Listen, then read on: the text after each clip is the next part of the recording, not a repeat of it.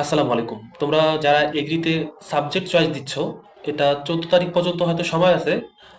এই সাবজেক্ট চয়েসটা কিন্তু অনেকটাই ইম্পর্টেন্ট, কারণ এইটার উপর ভিত্তি করে তোমার বাকিতে পড়াশোনা। এখন অবশ্যই এটা একটা সঠিক নির্দেশনা জিনিসটা দিতে হবে। এখন এটা ভাই টোটালি তোমার উপর ভেরিফাই করতেছে যে তুমি কি হতে চাও। আমাদের এগ্রিতে দুইটা সেক্টর মোটামুটি ভালো ডেভেলপড, সেটা হচ্ছে কি, একটা হচ্ছে এগ্রিকালচার আর একটা হচ্ছে ডিভিএম মানে ভেটেরিনারি, ডাক্তারি যে সাবজেক্টটা। এখন তুমি যদি সরকারি চাকরির ক্ষেত্রে বলো, সেক্ষেত্রে তোমার এগ্রিকালচারটা একটু আগায় থাকে। আর প্রাইভেট জব বা অন্য যে মানে যদি র্যাঙ্কিংয়ের দিক থেকে হিসাব করি, দুটাই টপ, এগ্রিকালচার ডিবিএম। বাকি যে ফিশারিজ, ইকোনমিক্স, আবার তোমার এগ্রি ইঞ্জিনিয়ারিং, এই যে সাবজেক্টগুলো আছে, বাকি বাকি কথা বলতেছি এই দুইটা বাদ দিয়ে, এগুলো ভাই মোটামুটি ভালো। এখন মোটামুটি কেন বললাম, যে এগ্রি সেক্টরের তুলনায় তুমি যদি অন্যান্য ভার্সিটির কথা বলো, যে আমি যদি একটা অন্যান্য ভার্সিটিতে গুচ্ছে একটা সাবজেক্ট নিয়ে পড়লাম, পিওর সাবজেক্ট নিয়ে ফিজিক্স নিয়ে পড়লাম, ম্যাথ নিয়ে পড়লাম, ভাই একটু বলো তো, যে সারা বাংলাদেশে যখন জরিপ করা হয়, যেটা টিচার নিয়োগ দেয়, ধরো ফিজিক্স থেকে 40টা টিচার নিল, কেমিস্ট্রি থেকে 30টা টিচার নিল, সেই মাঠে কি তুমি টিকে থাকতে পারবা? সেখানে প্রতিযোগিতা আরো বেশি।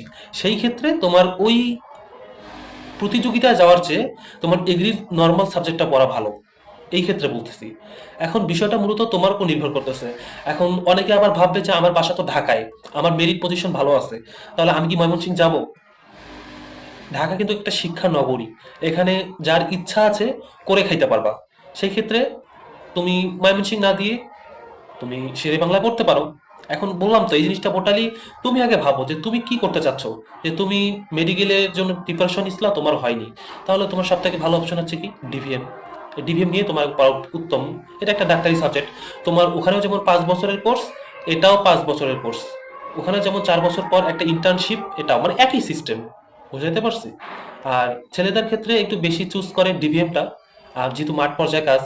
আর মেয়েরা এগ্রিকালচার সেক্টরটা, এইটা একটু তোমাদেরকে জানাইলাম, যে তুমি নিজেই ডিসিশন নাও।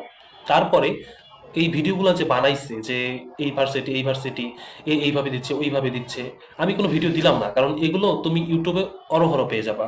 যে কোনো একটা দেখে সেই অনুযায়ী, সেই জায়গা অনুযায়ী তুমি দিয়ে দিবা। এখন অনেকে জায়গা ভেরিফাই করে, যে আমি চট্টগ্রামের মানুষ, আমি কেন সিলেটে যাব, চট্টগ্রাম ভালো।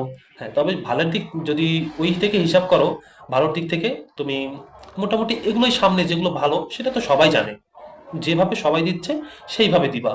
সুতরাং ভিডিওটা দেওয়ার মানে একটাই, যে তুমি একটু নিজে চুজ করো যে আমি এই বিষয়টায় কমফোর্টেবল। তুমি ডিভিএম এ গেলা, ডিভিএম এ প্রেশার সামলাইতে পারলা না, তাহলে কি হবে? ধরো তুমি বাই চান্স ভালো মেরিটে এসে গেছো, কিন্তু সেই জিনিসটার জন্য তুমি বাকিগুলো জীবন প্রিফার করতেছো না, যে আমি এইভাবে পড়তে পারবো, এতটা প্রেশার নিতে পারবো, তাহলে ভাই তুমি ডিভিএম এ ঢুকে কি করবা? মেডিকেলের যে প্রেশার, ডিভিএম এর সেম প্রেশার, তার থেকে একটু বেশি। এখানে তোমার মনে করো মেডিকেলে একটা অর্গান, হিউম্যান বডি, আর তোমার ভেটেরিনারিতে যতগুলা পশু প্রাণী আছে সবগুলোর বডি স্ট্রাকচার মোটামুটি তোমাকে পড়তে হবে। সুতরাং ডিসিশনটা তোমার, যে তুমি মুখস্থ টাইপের পড়াশোনা, এই ধরনের বায়োলজিক্যাল থিং তুমি পড়তে সামনের দিকে ইচ্ছুক কিনা, সেটা তোমার উপর নির্ভর করতেছে। সুতরাং এই জিনিসটা হুজুগে মাতাল হয়েছে, ভালো সাবজেক্ট পাইছি, ভালো পজিশন আসছে, পড়বো, কিন্তু আমি সেই ক্যাটাগরির স্টুডেন্ট না। টিকে থাকতে হবে, শেষ পর্যন্ত লড়াই করতে হবে। এখানে চান্স পাওয়া মানে জীবনটা শেষ না। এখন এই সাবজেক্টটা নিয়ে তোমাকে পড়তে হবে, একটা ভালো জায়গা অর্জন করতে হবে। বুঝাইতে পারছি? ঠিক আছে, আল্লাহ হাফেজ।